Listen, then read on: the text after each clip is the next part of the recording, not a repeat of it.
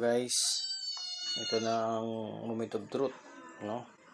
Dumating ito guys yung waves for water na bakit water filter ito guys, no?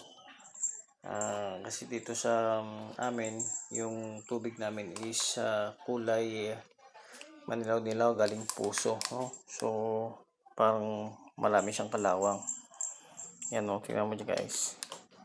So itong water filter na to was na gagamitin mo yung tubig maging drinkable na.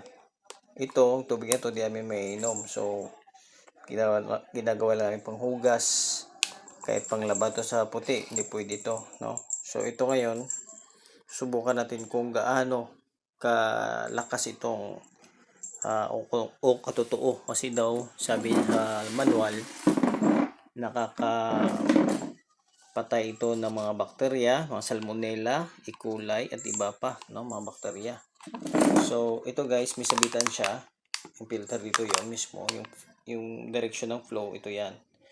So ibababa ko lang siya guys. Ito yung gamitin natin na baso para clear, at titingnan natin kung mag-iiba ang kulay o magiging patable yung water, na drinking water na pwede inumin. Okay, so try natin guys ha. Okay, hawakan natin. Mayroon kasi mahawak yung isang kamay natin ng camera, isa yung tubig. Okay, ito yun. So ba natin ha. Ayun, antayin natin guys. Yan, medyo tumutulo na siya. Yan, medyo tumutulo na yung filter natin.